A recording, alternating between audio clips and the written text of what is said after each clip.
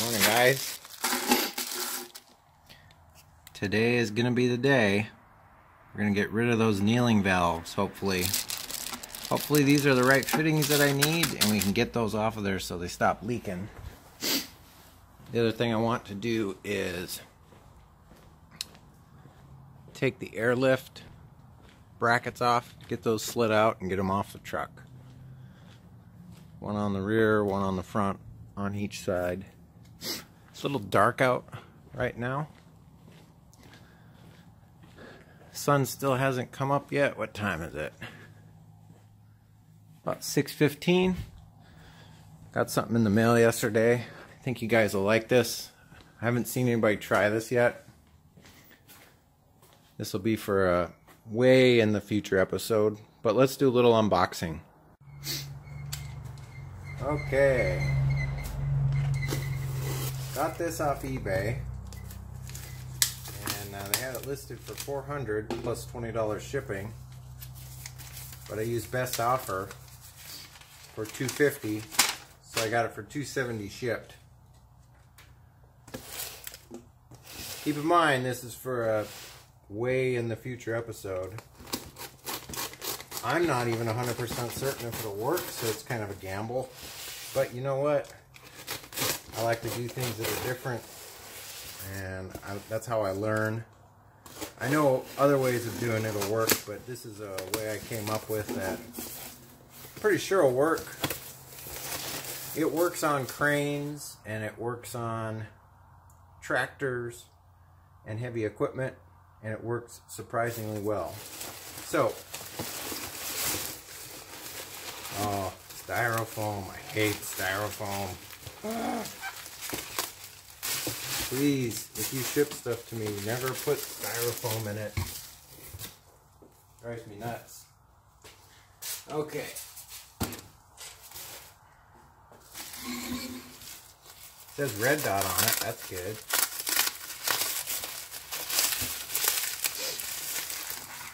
Kind of heavy. Not too bad.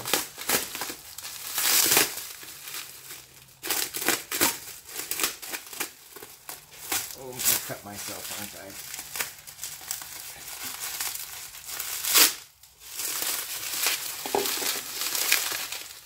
This is a brand new air conditioning compressor. But you may say, well, where the heck is the pulley on it, right? Well, this is different. This has a hydraulic drive on it. So basically, you've got an in and an out.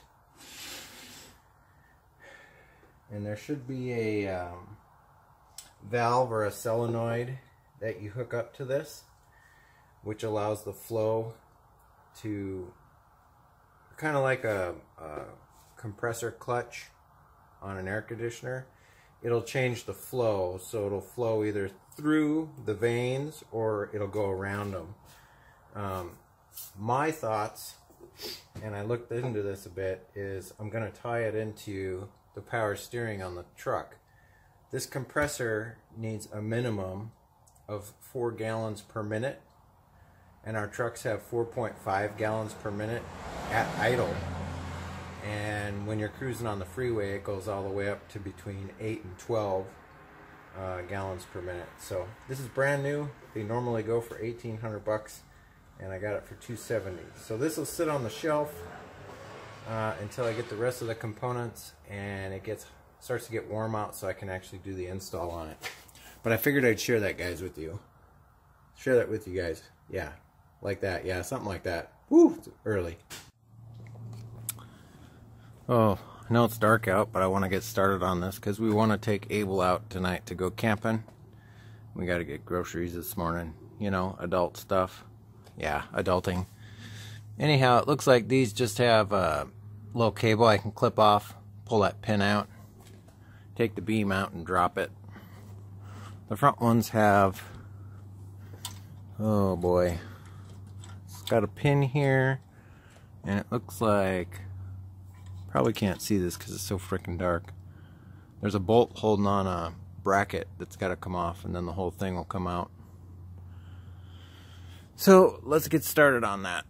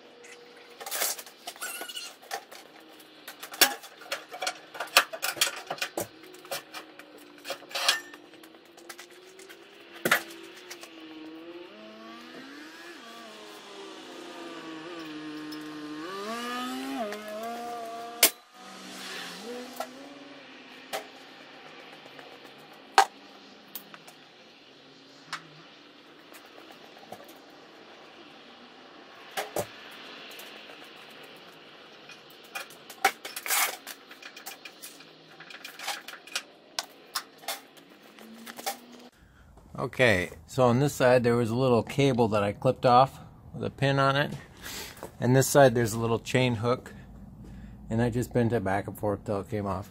There's a retaining clip that I had to pry out with the breaker bar there, or the crowbar, and now this side is clear. Now I got to do the front one. Looks like a 9/16 bolt right there holding all these cables and crap in. See if we can get rid of that.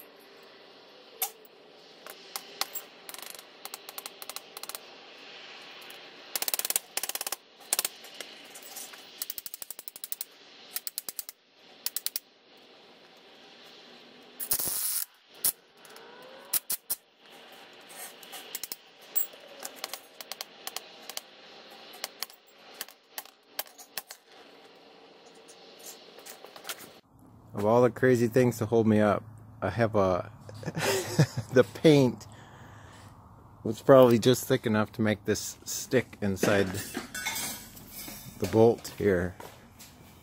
Let's see if we can get it off on the bike.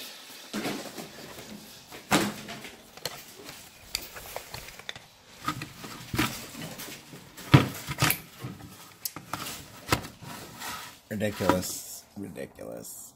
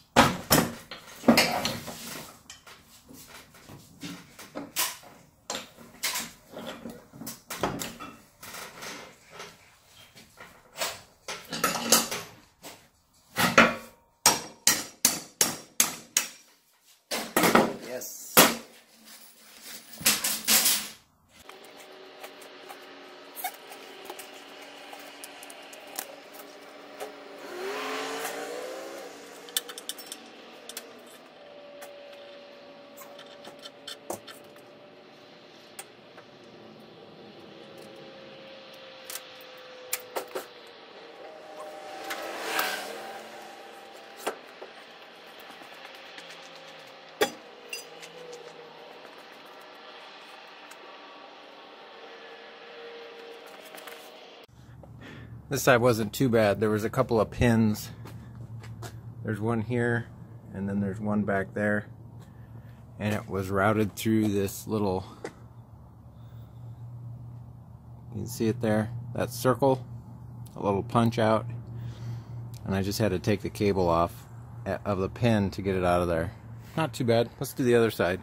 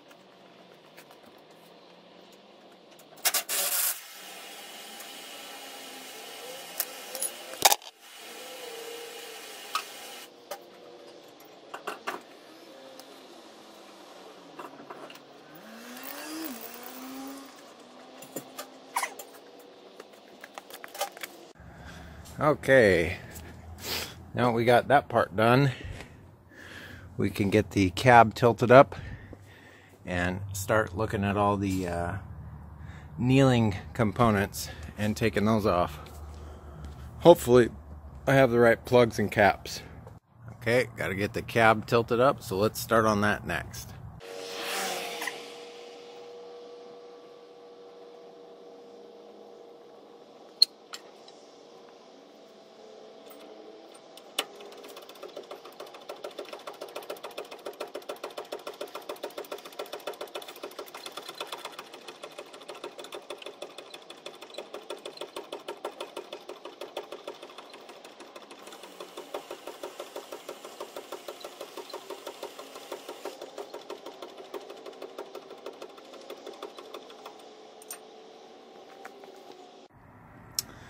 Alright, now we got the cab tilted up. This is the nailing valve. This one's leaking pretty bad. And all this crap that goes with it needs to come off. My only concern is the bolts on the back side of this that hold this in. I'm praying that they're not seized on there. And I don't know if the torque multiplier will get back there. But let me try to disconnect one of these and see if that cap works in there. If it doesn't, then we're not moving forward on this. I got to order the correct caps. Alright, the caps that I got were the correct ones. If you order them, they're 1/4 inch hydraulic line caps and plugs. And they fit on all of the components here. So I guess the next course of action is to get the control box unmounted and pull those two back and figure out where they go and then cap them off, and then do the driver's side, same thing. And then I got to get these giant obscenities of extra weight off the truck. You can see it's leaking out pretty bad right there, so I want to get them off the truck. You guys see that T right there? Those two 90s coming down? And then these connections right here and these lines. So that's the I don't know, it's a it's a T, so it, when it does the kneeling for the hydraulic system, it's equal. So those lines actually go down to here to this other one. So I basically got to get those valves undone. I don't know if I'll be able to reach the bolt that holds that little plate on. We'll see. If I can get those off, I can cap them off at the controller, and that'll be it for the controller. I can put that back up and then get these other lines out of here. If I could just get that one bolt undone that's holding that plate on there, that would be ideal. I don't know if I'm going to be able to reach it though. It's way up above the transmission. We'll see.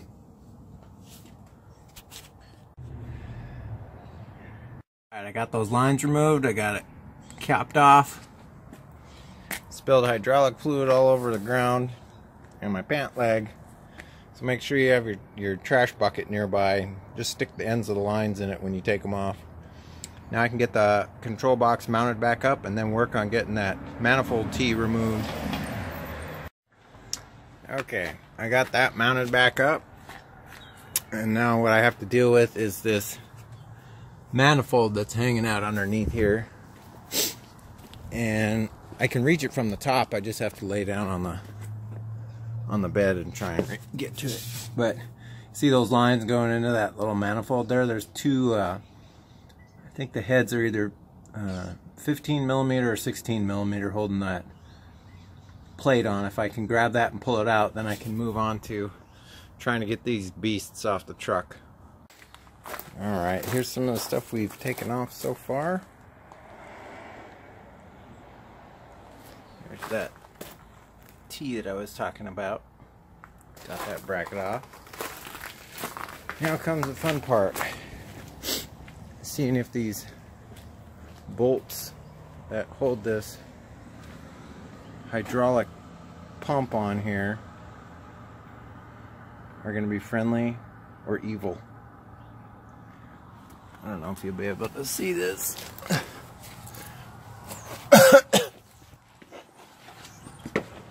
Probably not. There's two bolts up there.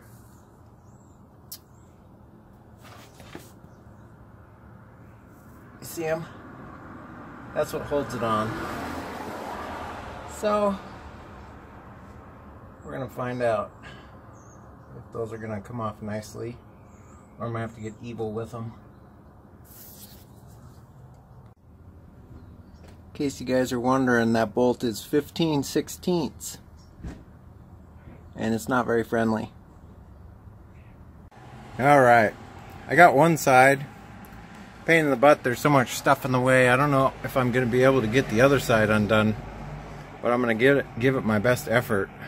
There's wire harnesses and air lines and everything known to man running that channel, so getting the impact gun in there was my only option, and I had to clear room to get it in there. So I'll get this side put back together with the wiring harness loops and everything, and then go to the other side and try that. Let's come to this. I've got one more bolt to get out,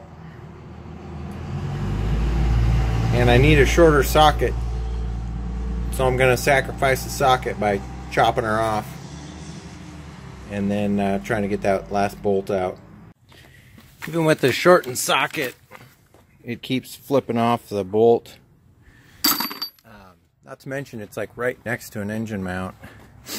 I think what I'm going to try to do is hammer it over with the sledgehammer and then hook this onto it inside the frame rail, and then hammer it back and see if I could just get that bolt crack loose. And if I can, then I should be home free. There's only one bolt holding it on. Not to mention that I can't get anything done out here now because everybody and their brother stops by. Every 10 minutes or so somebody stops by to talk about the truck. So this is really starting to drag out. Let me see if I can get this knocked out. Finally got it. What I ended up doing is sticking a wrench back here and wedging it in this little slot, and then I hammered the cylinder over, the hydraulic cylinder over, and broke the bolt free, and then I just loosened it by hand after that. So got to get all this stuff put back together and lower the cab down, and then that's going to be it.